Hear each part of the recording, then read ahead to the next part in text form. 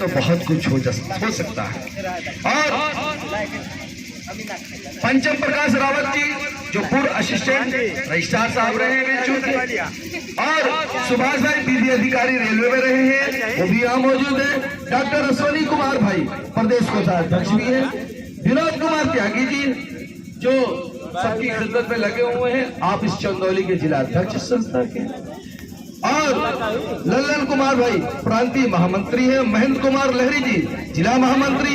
आनंद कुमार जी, ओम प्रकाश जी जो प्रधानाचार्य भी हैं, आप हमारे बीच बैठे हैं। आपने भी बहुत अच्छे तरीके से लोगों को बात को समझाया और बड़े जोश खरोश तरीके से आपने किया। जावेद भाई, अरुण जी जो अभी लास्ट में आए, बिहार के प्रांतीय पदाधिकारी भी हैं संस्था के।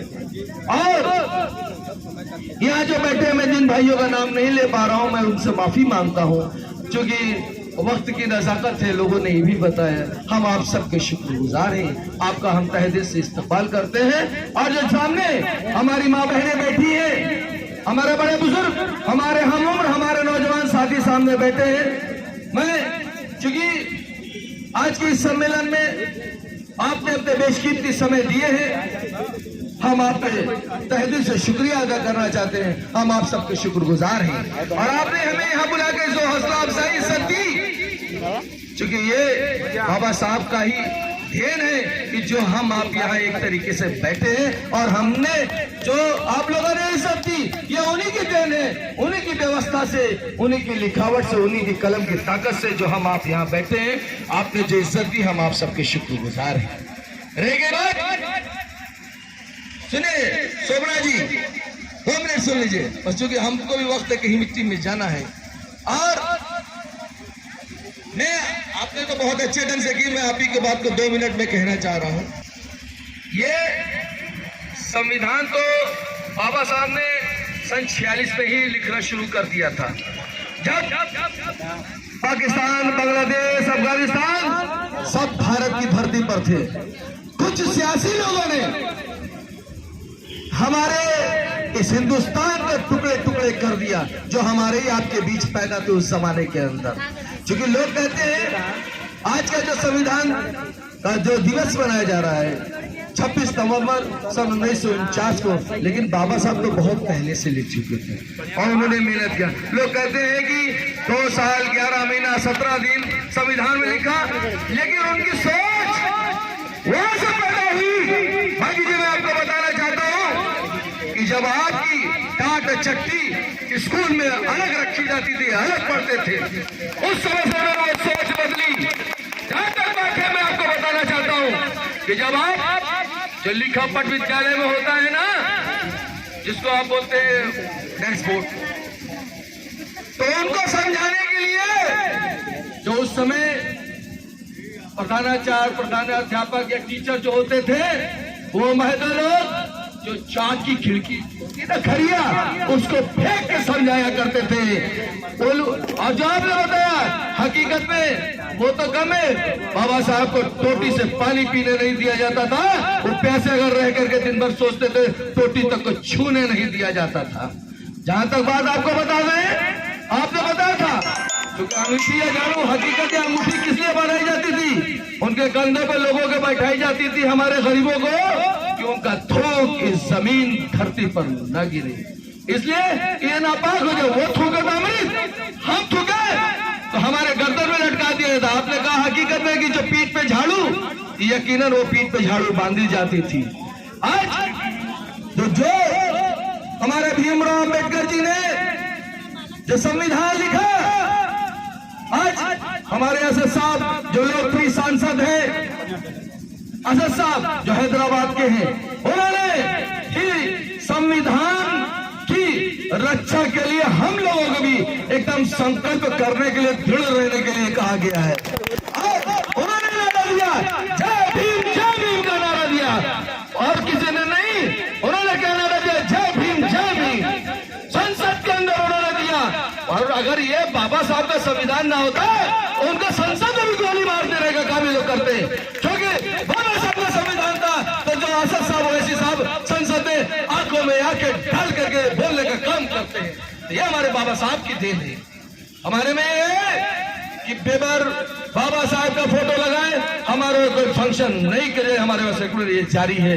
बाकी जी महाराज जी मैं आपको बता दे रहा हूँ और अब तो हम लोग यकीनन बता रहे गांव से लेकर जैसे होता है चट्टी से लेकर गांव तक, गांव से शहर तक, शहर से विधानसभा तक, विधानसभा से दिल्ली तक, दिल्ली से संसद भवन तक। अब हम लोग चूंकि इन्होंने बहुत कुछ कर दिया, हमें आपको करना है। अब हम सब की आवाज संसद भवन में गूंजेगी इंशाअल्लाह, अल्लाह अल्लाह के रसूल ने चाहा। क्योंकि आपके हक और अधिकार हुकूक की बात आप खुद छीनोगे, खुद बोलोगे। मैं आपको बताना चाहता हूँ कि खामोश रहने से कुछ नहीं होता है। यकीनन बता रहे कि खामोश मिजाजी हमें जीने नहीं देगी। इस देश में रहना है तो कोहराम मचा दो।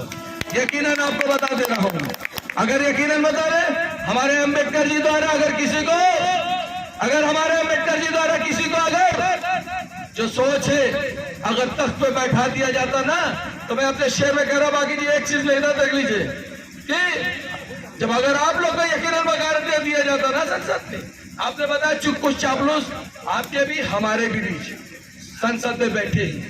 यकीनन होता क्योंकि बाबा साहब ने कहा था शिक्षित बनो, संगठित रहो, संघर्ष करो। बाकी जी शिक्षित बनो, संगठित रहो, संघर्ष करो।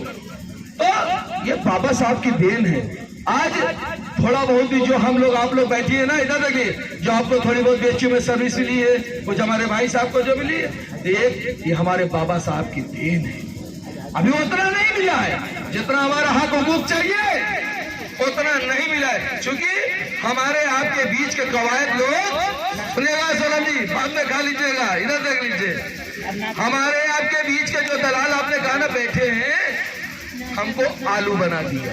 आलू क्या था, सब्जी में आलू जानती है, इधर देखिए, गोश्त में भी आलू डाल दीजिए, इधर देखिए, कीमे में भी डाल दीजिए, परवल में भी डाल दीजिए, अच्छा बोड़े में भी डाल दीजिए, साग में भी डाल दीजिए, कहीं भी आलू आप डाल दीजिए तो हमें आपको आलू बना दिया गया।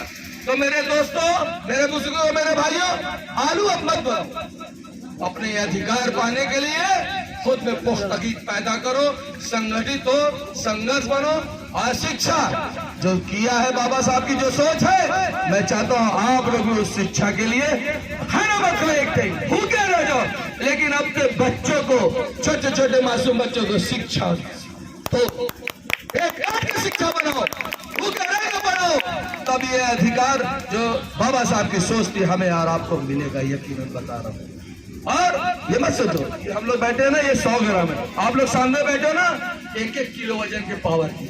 हम तो ऊपर जो बैठने वाले थे ये 100 ग्राम की ताकत तो आप लोग हो हमारी। आप नीचे बैठो, अपने को कमतर मत समझना बाबू, आप लोग 1 किलो का पावर हो। अब कोई भी आदमी है जो बैठा ना 1500 का मालिक नहीं है, कम नहीं उससे। ये मत सोचिए अरे जी इधर देखिए ये भीड़ कम है, अपने आप एक जो क्रांति आपने जगाई है ना, वो क्रांति पैदा होगी। एक दुनिया, ये हिंदुस्तान नहीं, ये चंदौली नहीं, पूरी दुनिया आपके पीछे चलेगी इंशाल्लाह। और देखेंगे अल्लाह अल्लाह के रसूल ने। इसलिए हम अपनी बात को ज्यादा नहीं, वक्त की नजाकत है, आप लोग ये, हमको भी एक मिट्टी में जाना है। हम चाहते हैं एक नारा हो, जय भीम जय भीम, जय भीम जय भीम, जय भीम जय भीम, जय भीम जय भीम, जय भीम जय भीम, जय भीम जय भीम। जिस दिन ये नारा एक साथ हो जाएगा ना, बाकी सब खुद झाड़ू देंगे, यकीनन बता रहे है ना, वो खुद झाड़ू देंगे पीछे। और जिस दिन इकट्ठे हो गए ना बाकी जी, यकीनन बता रहे, तब उस वक्त मेरा दिल खुश होगा जब संकट मोचन में, विश्वनाथ जी में, दुर्गा जी में आप लोग महंत होंगे, आप लोग पुजारी होगी। उस दिन बाबा साहब का दिल सोच पूरा होगा। जिस दिन मंदिरों में आपका बच्चा पुजारी होगा, आपके भाई लोग पुजारी होंगे। क्यों? उन लोगों से कम ज्ञान नहीं है आप लोगों में, आगे जी, उन सबसे कम ज्ञान नहीं है आप लोगों में, लेकिन हमें पढ़ लिख के भी हम अज्ञानता का सबूत दिया जा रहा है। उनपे क्या है, जिस लगन से आप लोग पढ़ते हो, जिस लगन से मेहनत करते हो, जिस तरीके से आप लोग हो, जिस दिन अगर ऐसा हो गया तब मैं समझूंगा बाबा साहब का संकल्प पूरा हो गया। खुदा हाफिज, मैं अपनी बात को समाप्त करता हूँ।